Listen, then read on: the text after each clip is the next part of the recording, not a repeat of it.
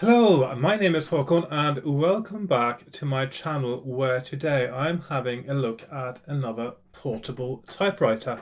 Indeed, it is what I would call an ultra portable, quite a compact, small, slimline typewriter. And it's right here on my desk. I'll just get started. I don't need to do much of an introduction now. So I've had a few other videos now about ultra portables like the Groma Colibri and the Hermes Baby, also the Empire Aristocrat, which is the same as the Hermes Baby. And this is something else. First of all, let's start with the case. This is actually a really solid case. It looks like a soft case, but it's got a lot of material in it to make it rigid. It reminds me of the case I've got on one of my Olympia typewriters. An SM4 has a case that is made of a similar material and also similarly shaped to the typewriter as well. Much better case than, for instance, the Olivetti Lettra 22, and better than the Colibri as well. I would say, of course, the Hermes Baby has a sort of a shell case, which I think is quite a clever way of doing it, because the bottom of the typewriter becomes part of the case. With this one, it is inside a case, which is still very nice. Nice color. I had to clean this up quite a bit when I got it, but it's got a bit of rust on it as well, but that's no matter. Got a nice tight strap here, so if the zip ever breaks, it'll still be really secure. Good handle. Yeah. Now the thing is that the zips on this one, I don't know if you can see it so well, they're actually much better than you usually get on these portable cases, because the case itself is so rigid. It protects the zip from being twisted and therefore more easily broken. So that is, and it's got these nice leather tabs as well on it, which is very good. Nice solid zip. Let's see. Try and get it all the way around there. Now, of course, you can use the typewriter inside the case, but for today's demonstration, I will take it out. Let's see.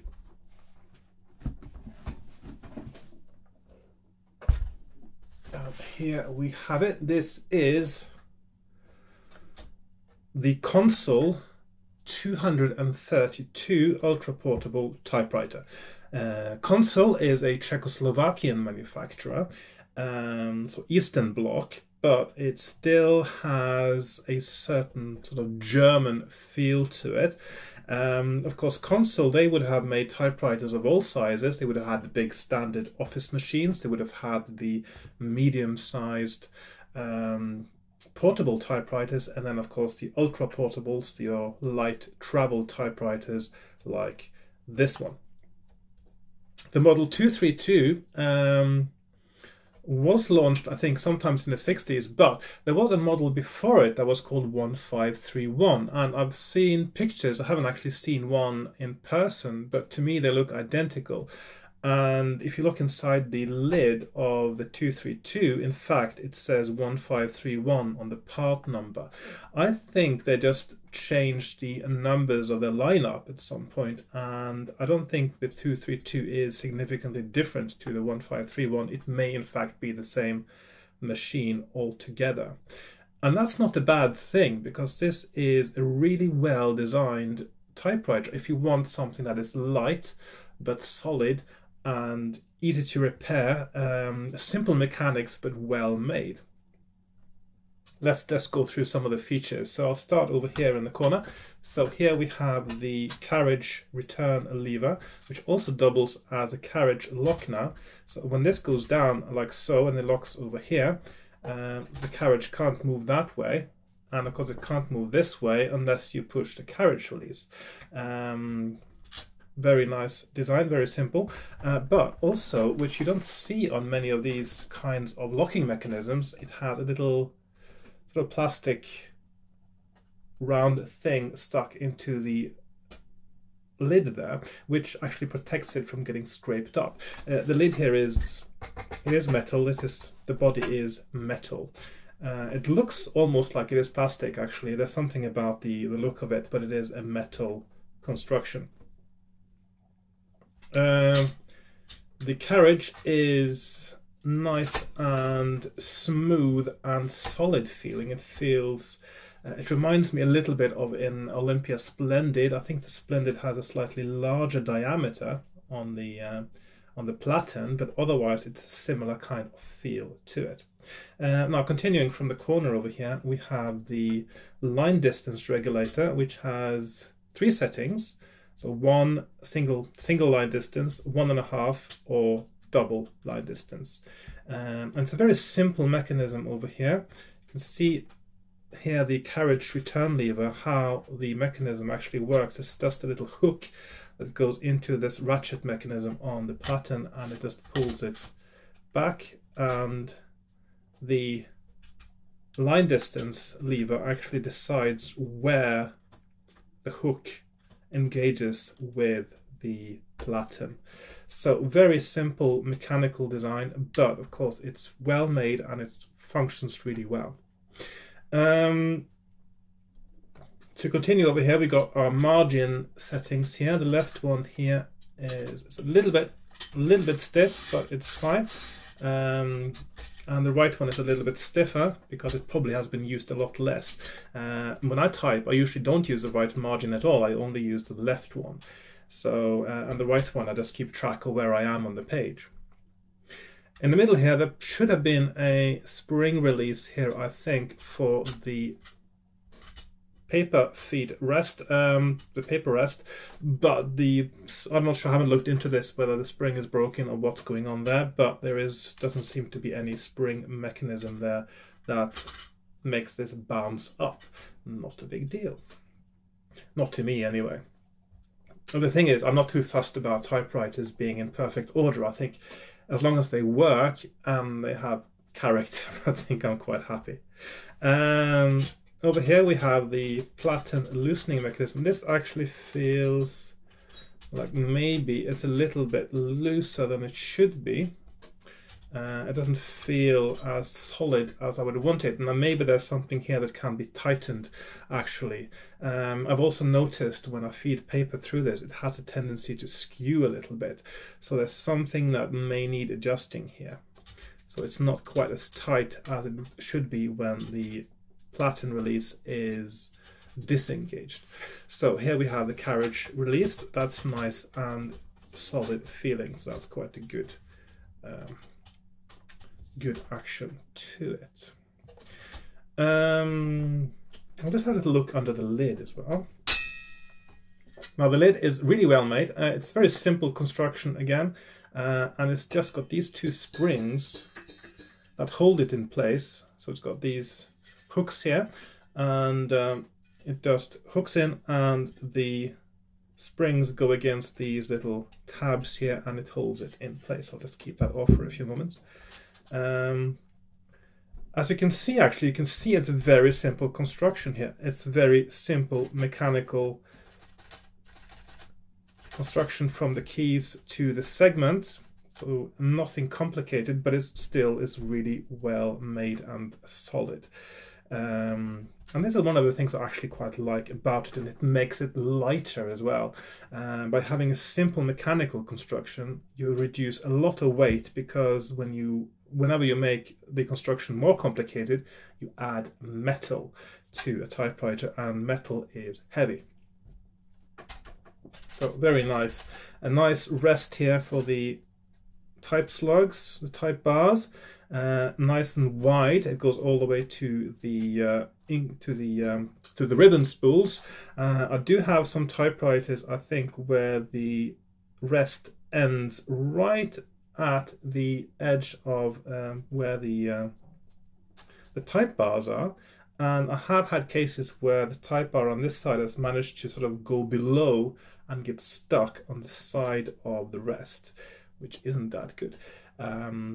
Of course, it is easy to fix with a bit of jigging, but you shouldn't have to do that. But I'll get back to that in another episode when I do that particular typewriter. So there we are. Here you can see the back of the badge where it's stuck through, the Consul badge, quite nice. So get it back there. Oops, fits in really nice and smooth. And of course, with the springs, which are nice and quite springy and tight still, the lid doesn't move around much when you type, which is good. Right, that's basically it for the mechanics here. I don't think there's anything else that needs to be said about it. It says made in Czechoslovakia, of course. And the bottom here looks very much like the bottom of the Empire Aristocrat, actually. Very similar material and finish as well. And it sort of fills a lot of the same niche, I guess, as the Aristocrat and the Hermes Baby. Now, the keyboard, it almost looks like there are a few keys missing because this has fewer keys than you usually get on a keyboard this size. Normally you'd expect something to be here and maybe something here as well, but it's got the keys you need, I suppose. Got your shift keys on both sides, and it's a carriage shift. The carriage lifts up rather than the segment, which is a very German thing to do. And you've got a shift lock only on one side. Got your backspace, which is a little bit sluggish. That's quite common actually. So there's something on the mechanical train there that may need a little bit of cleaning to make it a little bit smoother, but it's not too bad. And the margin release here. So if I set a right margin here, for instance, and I go over there, and I want to keep typing, I can push this down and it moves past the margin and I can type on. Right, as you can see, it doesn't have a standard QWERTY keyboard. It has a QWERTZ keyboard, so the Z is here instead of the Y, and the Z and the Y have swapped places relative to the normal QWERTY keyboard. Of course, in Eastern Europe, that is that's the most common way to do it, is to have a QWERTZ keyboard, and that is because the letter Y doesn't generally exist in Eastern European languages. It's used in some loan words, perhaps, where it's just part of the Latin alphabet, and therefore it is included, but generally it has a less prominent position, and the Z, which is used a lot, is more central.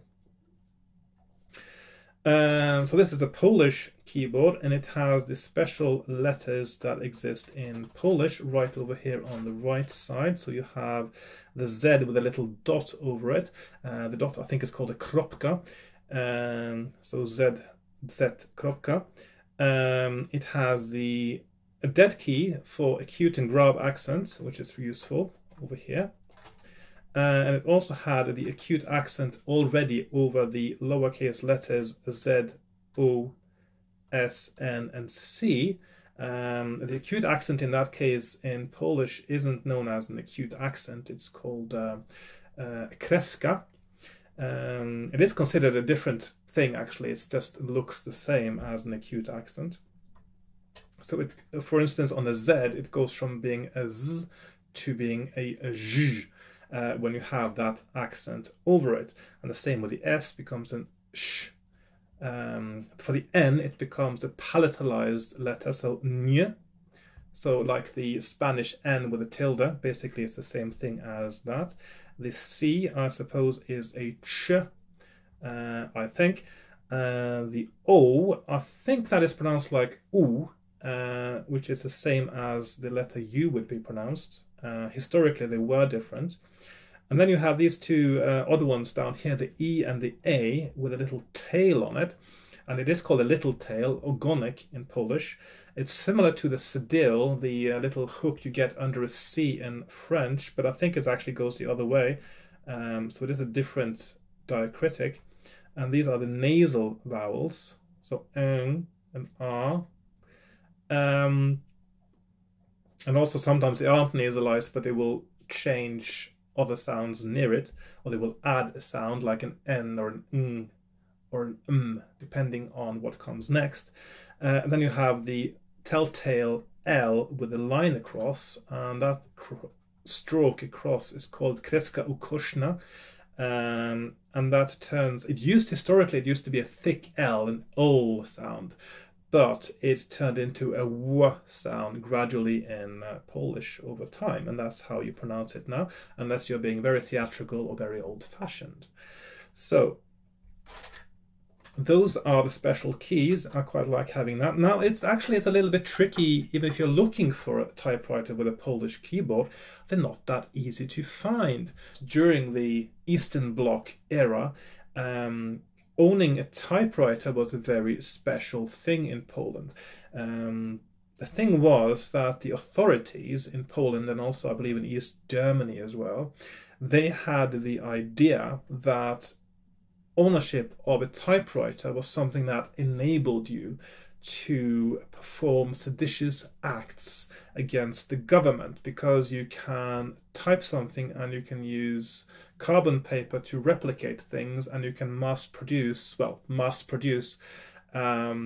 propaganda against the government, or writings against the government more easily if you have a typewriter than if you have to write everything by hand, for instance. So it was seen as a tool that could be used against the government. So you needed a special permission, a special permit by application to get a typewriter.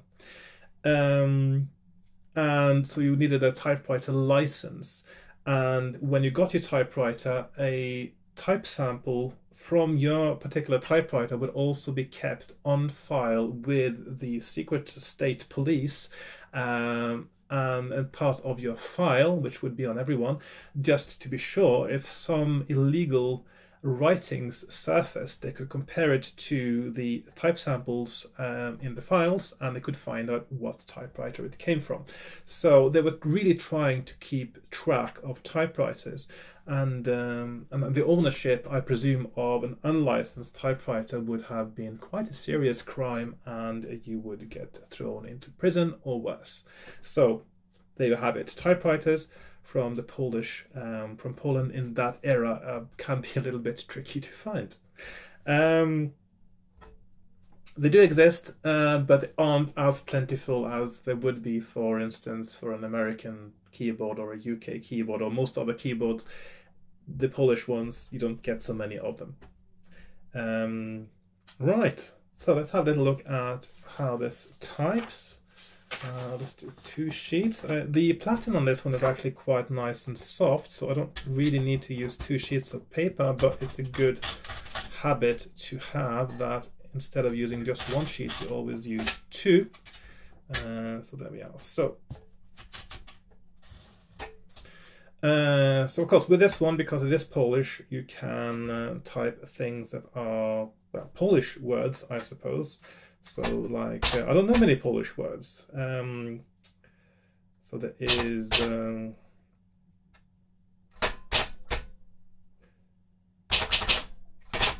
so I could type dziękuję, for instance, which means thank you. So it's got those little E's with the hooks, the E ogonek, which is the nasal vowel. So before the K it becomes eng. And at the end of the word it's just eng or eng.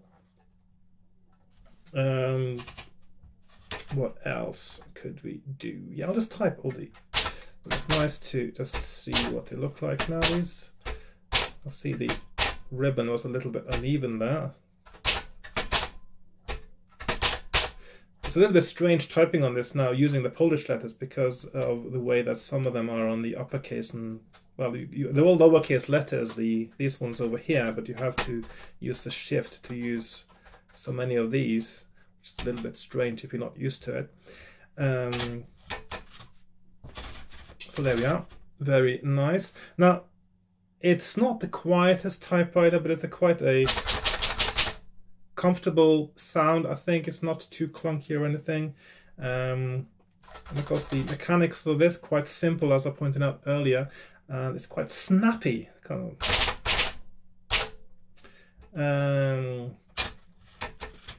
And the one thing I have noticed with this, and I think this is quite interesting as well, it does encourage good typing technique, because when you type on a typewriter, you're not supposed to follow through with your fingers like you would on a computer keyboard. You don't press the key all the way down. You're supposed to tap it so that the type slug makes contact with the paper. But you're not supposed to follow through all the way down. And see what happens when you do. You sometimes get these sort of shaded letters, like you get a little bit of extra shadow because the carriage has started moving before the type bar moves away from the paper. So, but that is quite interesting because it adds more character to the typewriter as well, I think. So I actually quite like the look of that. Let's check out the dead keys there. Just to see what they look like together. They form a Czech, which of course would be used for Czech words, for instance. So this is pretty much how you would get it on most typewriters with acute and grave accent on one key. If you put them together, you get a Czech or you get a circumflex. So you get either that one or you get that one, depending. I noticed on the German ones you tend to get a circumflex. So what else is there to say about this? It doesn't have semicolon, this one. It does have colon, and of course you can go back and you can type a comma and you get a semicolon, so you don't need both. Got the question mark and exclamation points up here, a little bit unusual. You might get used to it. Just a matter of habit, really. It does not have the numeral 1, so that would be lowercase l, and then you do, and then of course finally the uppercase O. Okay, it looks like the ribbon is a little bit loose here now. So a very nice typewriter to type on, I think. Oh, it's got another feature as well, which I haven't talked about. You can see over here, there's these numbers on the side here, and what they tell you, I don't know exactly how to line this up now, but they will try to tell you how many lines you've got left until the end of the paper. So it shows up. Now it says 30 there, but now it isn't lined up because there's the end of the paper. But if you lined it up properly, if you knew how to do this, where to put it for each size of paper, you would be able to know how long was left until the end.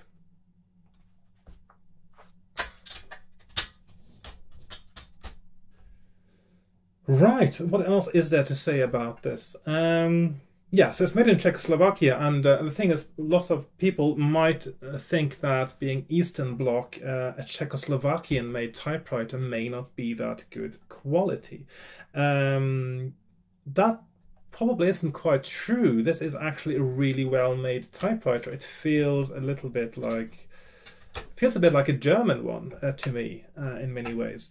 And Czechoslovakian manufacturing and industry was actually of quite high quality before the war, and of course during the Warsaw Pact, Eastern Bloc, Soviet era. It didn't seem to go down in quality as much as would have been the case, for instance, for East Germany. That may also have something to do with the fact that means of production, that is factories, in East Germany would have been bombed and had to be rebuilt after the war to a large extent, which of course set them back quite a bit. I'm not sure how much would have happened. I don't think that much would have happened in Czechoslovakia in terms of the means of production being destroyed or damaged during the war. So that would be different. Then, of course, they also seem to have a good history for it. I think that, I don't know much about this, but the impression I get is that, certainly before the war, that Czechoslovakian, in Europe anyway, in Czechoslovakia, the industry, engineering, quality control, those things were really quite good, and perhaps second only to Germany and Britain at the time. And they certainly also bounced back really well after the end of the Cold War era, when they gained their independence, as it were, from the clutches of Russia or the Soviet Union. And of course, it is the only Eastern Bloc country to have successfully exported a modern car in the Skoda, which does require a certain level of engineering and industry and know-how. So I think Czechoslovakia might actually be an underrated country when it comes to manufacture, and when it comes to typewriters, they've been doing quite well. A Consul typewriter may not be on everyone's radar, but it's something I would recommend. I haven't tried the other models. I can't really speak for them entirely, but I have heard people like them. Interestingly, of course, some of the later mid-sized portables, called 2223 or something like that, I'm not sure about the exact numbering, were also exported to America and sold under the Commodore brand. So that's Commodore as in calculators and as in microcomputers, the Commodore 64. That Commodore, they had typewriters which were rebranded Consul typewriters from Czechoslovakia, which is an interesting little thing. Those are quite hard to come by, certainly in Europe, but I suppose in America there would be a few more of them. What else is there to say? It's a lovely color, by the way, and this shape is very sort of iconic 60s kind of shape. This typewriter is from 1965. The colors, very nice combination of grays.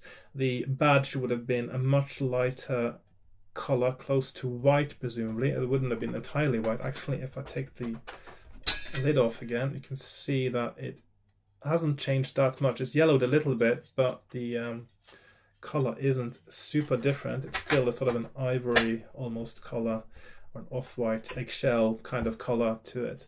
And the same would have been for the knobs. The spacebar also very nice color. It's a nice combination of colors, I think, on this. So nice, snappy little typewriter, easy to like, easy to type on, I think. There's one thing about it though, because the mechanics are quite simple, which isn't a bad thing. It actually makes it quite, and it's nice and well made. On this one, that can actually happen, and it doesn't get stuck. So you might actually miss that it happens. You just miss a letter when you're typing, and you don't actually notice because you're doing it so quickly. So you have to be a little bit careful with your typing speed, so you don't try to type too fast, or you might miss some letters. Another thing on this, I do often mention this, it does not do half spacing. Half spacing is when you push down the space bar, it moves half a space forward, and when you release it, it moves the second half space. On this one, it just engages the mechanism for pulling it forward when you push down, and then when you release it, it moves the full space. And half spacing is useful because you can use it to align text exactly with margins, or center a line, or aligning two lines on top of each other that are, even if there's an odd number and an even number of letters, you can still make it line up perfectly.